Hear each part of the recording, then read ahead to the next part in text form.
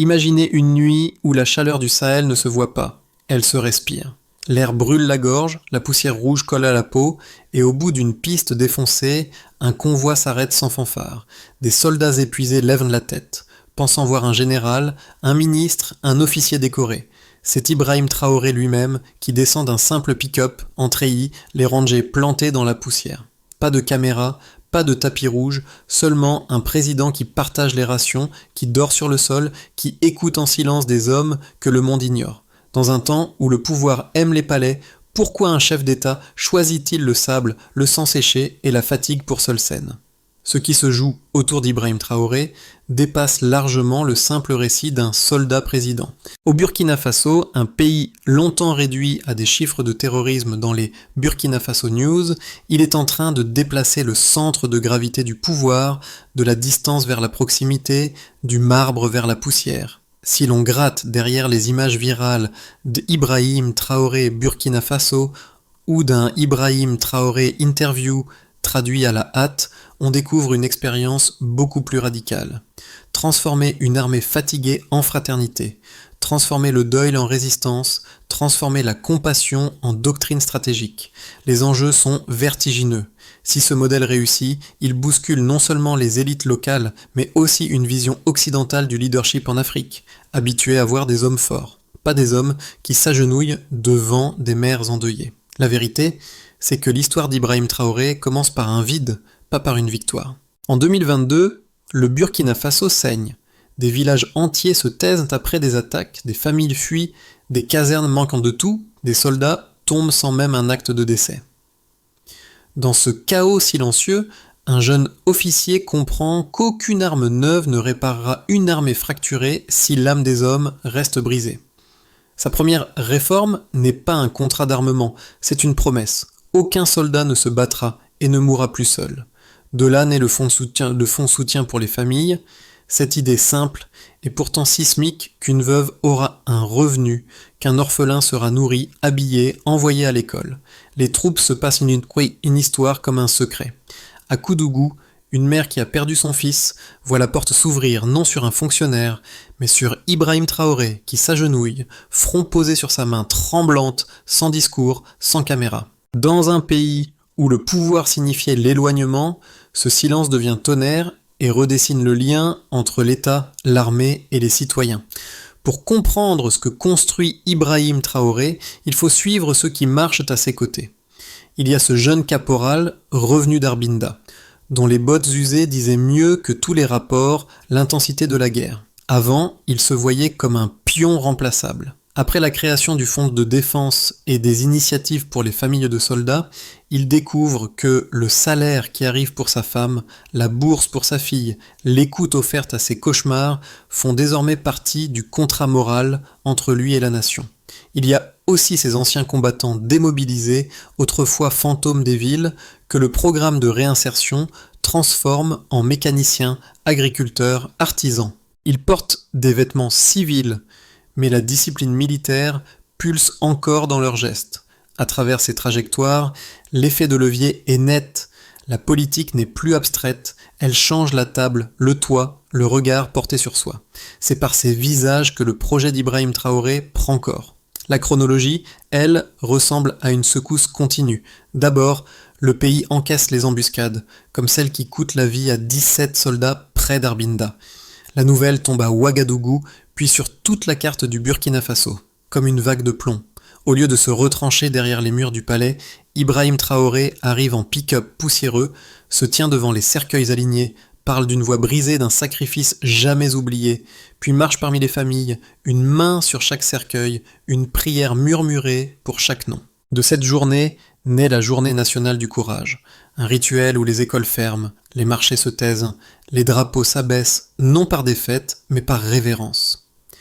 Parallèlement, les programmes s'enchaînent, aide au logement pour les soldats, scolarité de leurs enfants, centre de rééducation pour les blessés, dispositif pour les démobiliser. Chaque visite surprise du président à un camp isolé, chaque repas partagé de riz et de haricots, chaque phrase comme le courage ne se donne pas, il se partage, fonctionne comme un accélérateur moral. La douleur devient ciment, la présence un acte de commandement plus puissant que n'importe quel ordre écrit. Sans inventer de nouveaux nombres, on peut lire la trajectoire comme une série de bascules. Avant Ibrahim Traoré, un soldat tombé, c'était souvent une famille sans recours, un nom vite englouti par la poussière, une armée rongée par le découragement. Après la mise en place des fonds pour veuves et orphelins, des programmes de réinsertion et des centres de rééducation, la ligne de base change. La mort ne rime plus avec oubli, mais avec prise en charge durable. Là où des centaines d'anciens combattants erraient sans emploi, on voit apparaître des dizaines de petits ateliers, de champs cultivés, d'initiatives locales portées par des hommes que la guerre avait presque cassés. Dans les garnisons, le contraste est tout aussi net entre les tentes déchirées, l'eau rare, les rotations interminables d'hier et les abris remis à niveau, la nourriture améliorée, les périodes de repos formalisées d'aujourd'hui. Les réformes de santé, assurance maladie, prothèses, soutien psychologique tracent une autre courbe, celle d'une armée où l'accès aux soins s'uniformise entre simples soldats et gradés. Sans tableau sophistiqué, le signal est clair. Là où l'on mesurait autrefois l'armée en nombre d'hommes disponibles, on commence à la mesurer en vie préservée, en famille stabilisée, en confiance regagnée. Les critiques d'Ibrahim Traoré ne manquent pas, et il faut les prendre au sérieux pour comprendre la portée de son projet. D'un côté, certains analystes voient dans ce soldat président un populiste dangereux, qui capitaliserait sur l'émotion, le deuil, les images fortes pour consolider un pouvoir militaire, faire taire les oppositions et s'affranchir des modèles institutionnels classiques. D'autres redoutent qu'une armée si centrale dans la vie sociale devienne à terme une force politique tentée par la mainmise sur tout, qu'elle soit trop aimée pour être contrôlée. Mais les faits décrits par le terrain racontent autre chose. Un chef d'État qui multiplie les visites silencieuses, sans caméra, qui investit dans la santé mentale de ses soldats, qui consacre du temps à écouter des veuves, des blessés, des démobilisés, qui affirment que l'uniforme doit servir la société, pas la dominer. Plutôt que d'ignorer les objections, la trajectoire d'Ibrahim Traoré les confronte à une question simple. Comment qualifier un leadership qui s'expose aux dangers, qui partage les privations, qui fait de la compassion un outil de cohésion dans un pays que beaucoup n'avaient appris à regarder qu'à travers le prisme de l'instabilité? Au milieu du récit, l'empathie devient bien plus qu'un simple caractère de personnalité. C'est une stratégie de gouvernance profondément ancrée dans l'action et les structures sociales. Ibrahim Traoré, en offrant son corps et sa présence, incarne une forme de pouvoir complètement différente de celle à laquelle nous sommes habitués. Là où beaucoup de leaders politiques africains et internationaux ont appris à garder une distance, à déléguer leurs tâches émotionnelles et politiques, Ibrahim Traoré se positionne comme un chef d'État qui accepte de s'exposer physiquement et moralement. Ce n'est pas simplement une question de gestes symboliques. L'empathie devient une arme redoutable dans sa gestion de la nation. Par exemple, ses visites régulières dans des camps militaires ou auprès des familles des soldats tombés au combat ne sont pas simplement des occasions de consoler ou de rendre hommage. Ces moments sont des opportunités pour réaffirmer les engagements qu'il a pris envers les soldats et leurs familles, mais aussi pour affirmer publiquement que la souffrance humaine n'est jamais isolée, qu'elle doit être partagée et soulagée collectivement. À travers ce choix d'engagement total, Ibrahim Traoré ne cherche pas à jouer un rôle dans une pièce de théâtre politique.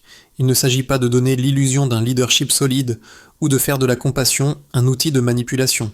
Ce qu'il fait est bien plus profond. Il rend l'empathie une norme, un acte fondateur de l'autorité. Là où d'autres gouvernements sont prêts à sacrifier l'individu pour préserver la stabilité de l'État, lui transforme cette même stabilité en un service humanitaire. De plus, cette approche crée une forme de solidarité inédite entre la population et l'armée. En s'engageant dans des moments de vulnérabilité partagée, il permet aux soldats, mais aussi aux civils, de se sentir représentés par un pouvoir qui comprend leurs douleurs, leur épuisement, leurs besoins. Dans ce cadre, l'armée ne devient plus seulement une force de guerre, mais aussi un pilier de résilience et de reconstruction. Le soldat président change la donne, là où d'autres auraient utilisé leur position pour se protéger, en montrant qu'il est prêt à prendre des risques pour le bien-être de ceux qu'il gouverne. Cette évolution marque le cœur du changement.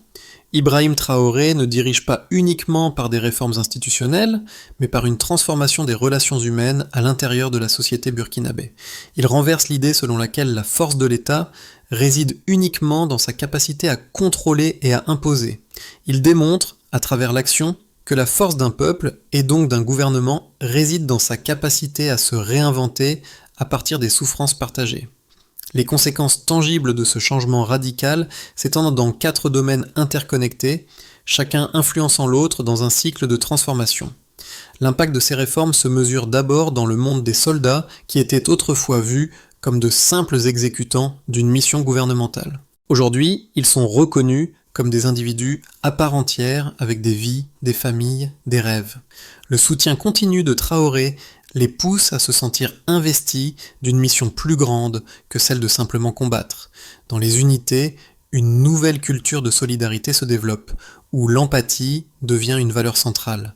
Ces hommes ne se battent plus seulement pour un drapeau, mais pour l'honneur de leurs camarades et de leur famille. Le moral se maintient non par la discipline rigide, mais par la conviction que leur sacrifice est compris et reconnu. Dans le monde des familles, ce changement est encore plus profond. Une veuve, autrefois laissée dans l'ombre de la souffrance, voit désormais l'État s'engager envers elle de manière concrète. L'argent ne guérit pas le cœur brisé, mais les actes de soutien montrent qu'elle et ses enfants ne seront jamais oubliés. Grâce à la politique de soutien des familles de soldats, les orphelins ont désormais la possibilité de suivre un parcours scolaire digne de ce nom, en plus d'un accompagnement psychologique et matériel. Ce lien durable avec l'État redéfinit leur relation à l'armée et à leur pays. Ils ne sont plus simplement des victimes du conflit, mais des acteurs de la reconstruction nationale. Le monde des communautés civiles connaît une évolution similaire. Là où l'armée était autrefois perçue comme un ennemi des civils, aujourd'hui elle devient un partenaire, une ressource pour la reconstruction. Dans des villes comme Djibo, Kaya ou Dori, les soldats participent à la construction d'infrastructures, au soutien à l'agriculture et à la mise en place de projets de sécurité alimentaire. Les habitants, qui jadis redoutaient l'armée, commencent à la considérer comme une force de stabilité et de prospérité. Ce changement ne se limite pas à la simple redistribution d'aide. Il s'agit d'une nouvelle manière d'envisager l'armée, comme une institution en harmonie avec les besoins des citoyens. Le monde régional et international est bien entendu une scène de tension, de calcul géopolitique et de rivalité. Toutefois, même dans ce contexte, l'exemple du Burkina Faso commence à résonner.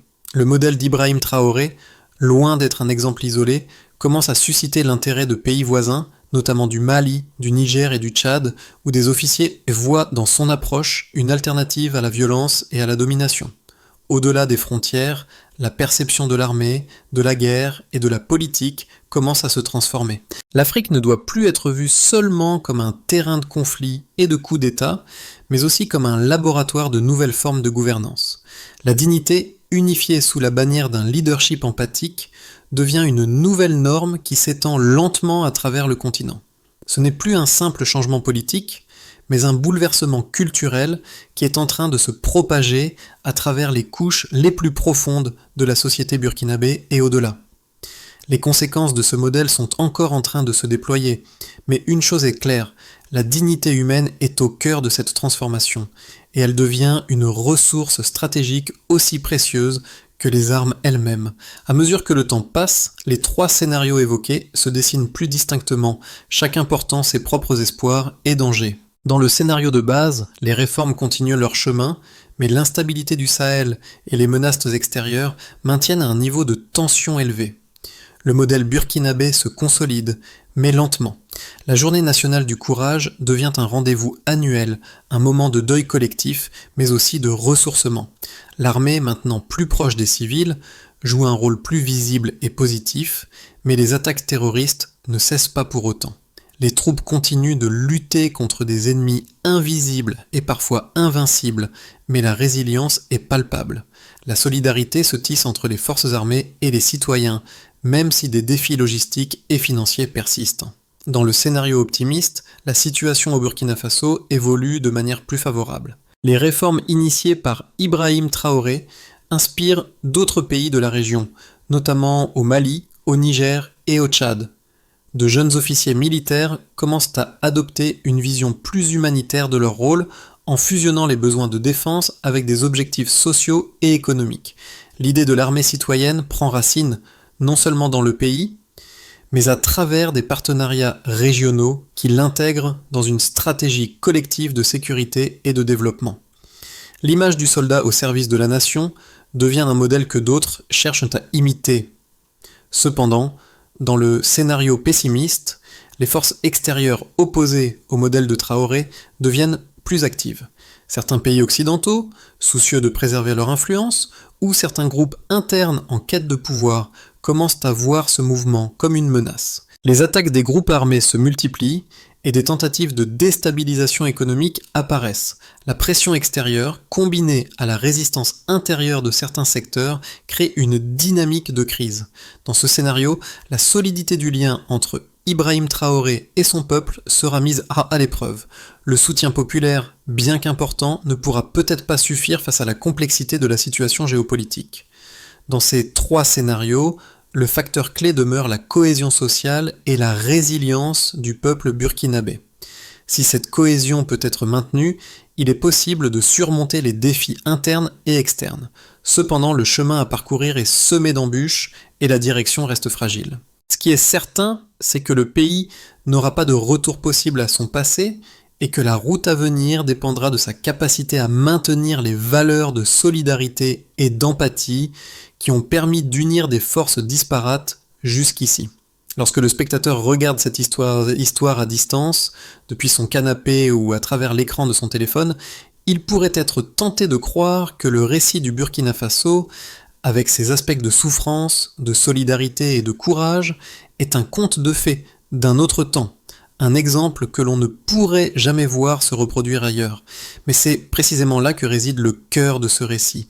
Il ne s'agit pas de raconter une histoire d'héroïsme irréaliste, mais de remettre en question ce que nous attendons des leaders et des systèmes de gouvernance, où qu'ils soient dans le monde. Le récit d'Ibrahim Traoré force à reconsidérer nos attentes face à ceux qui détiennent le pouvoir. Les leaders doivent-ils incarner l'autorité distante, guidés par une série de décrets et de décisions rationnelles, ou peuvent-ils aussi être des hommes et des femmes de proximité, capables de s'exposer à la douleur, de partager la souffrance et de reconstruire avec leur communauté ? Dans ce cas précis, Ibrahim Traoré se distingue non seulement par sa politique, mais par la manière dont il redéfinit ce que l'on attend d'un dirigeant. L'appel que ce récit lance à chaque spectateur est de se poser la question suivante. Quel type de pouvoir tolère-t-on dans nos sociétés ? Un pouvoir qui gouverne par la peur ou un pouvoir qui gouverne par l'amour et la dignité partagée ? En écoutant l'histoire du Burkina Faso, chacun est amené à repenser ses propres attentes vis-à-vis du leadership et de la gouvernance. Il s'agit de reconnaître que la véritable force d'un peuple ne réside pas dans ses armées ou dans ses dirigeants, mais dans sa capacité à maintenir la dignité humaine, même en temps de guerre. L'expérience d'Ibrahim Traoré peut sembler unique, mais elle pose les bases d'une transformation profonde qui nécessite des étapes concrètes pour s'installer dans la durée. Le premier élément clé de cette durabilité est de rendre les réformes institutionnelles indissociables de l'avenir du pays. Les dispositifs de soutien aux familles de soldats, la réinsertion des anciens combattants, la gestion de la santé mentale et physique des troupes ne doivent pas dépendre uniquement de la personne du président. Ils doivent devenir des droits constitutionnels, ancrés dans les institutions permanentes du pays, garantis par des lois et soutenus par des mécanismes financiers stables. En parallèle, une culturalisation de ces réformes est nécessaire. Il s'agit de faire en sorte que l'idée de l'armée citoyenne et de la solidarité nationale ne se limite pas à un projet gouvernemental, mais devienne une valeur partagée par tous. La participation active des soldats au projet civil, leur implication dans la reconstruction du pays après la guerre, doit être perçue comme une extension naturelle de leur rôle et non comme un ajout ponctuel. Ainsi, l'armée pourra fonctionner non seulement comme une force de défense, mais aussi comme un moteur de développement social, économique et culturel. Le troisième aspect concerne la récupération économique et le soutien à la croissance nationale. La dignité ne peut être maintenue uniquement par des aides extérieures. Elle doit être soutenue par une base économique solide et locale. Le modèle proposé par Ibrahim Traoré doit, à terme, permettre une plus grande indépendance économique et une diversification des ressources. Cela signifie investir dans l'agriculture, l'industrie légère, les infrastructures locales, et faire en sorte que les anciens combattants et les civils touchés par le conflit puissent trouver un rôle productif dans l'économie burkinabé. Pour que ce modèle devienne une référence, il faut que les alliances internationales soient également repensées. L'Occident, qui a longtemps regardé l'Afrique comme un terrain de manœuvre géopolitique, doit reconsidérer son approche du continent. Le respect de la souveraineté nationale, le soutien sans condition de ses réformes sociales et l'abandon des pratiques néocoloniales sont des conditions essentielles à la pérennisation de ce modèle. Mais surtout, le plus grand défi reste la gestion de l'héritage laissé par Ibrahim Traoré. Le projet doit être suffisamment robuste pour survivre à sa propre personne, et l'enjeu pour le Burkina Faso sera de trouver des moyens pour que l'esprit de cette révolution silencieuse perdure au-delà du premier leadership. Lorsque tout est dit, il revient toujours à ce moment fondateur, cette image qui clôt chaque chapitre. Ibrahim Traoré marchant dans la poussière rouge, les bottes pleines de terre, les yeux levés vers un ciel sans promesse immédiate, mais qui devient le témoin d'un autre type de leadership. Ce n'est pas un président qui se protège derrière des discours officiels, mais un homme qui a choisi de s'abaisser aux côtés de ceux qu'il gouverne. Ce n'est pas une figure isolée derrière un bureau, mais une présence qui chemine aux côtés de son peuple, face aux mêmes défis et aux mêmes souffrances. À travers cette figure, l'histoire du Burkina Faso ne se réduit pas à des victoires ou des pertes militaires. Elle s'inscrit dans un mouvement beaucoup plus large, celui de la redéfinition des rapports entre le pouvoir, l'armée et le peuple. Les funérailles de soldats ne sont plus simplement des moments de deuil, elles deviennent un terrain de construction, une pierre fondatrice du lien social qu'Ibrahim Traoré cherche à établir. Ce retour constant à l'humilité, à la reconnaissance de l'autre, transforme le simple geste présidentiel en une forme de révolution pacifique. Mais ce retour à la poussière n'est pas une fin, c'est un appel, un défi, celui d'un leadership plus humain, plus proche, plus dévoué.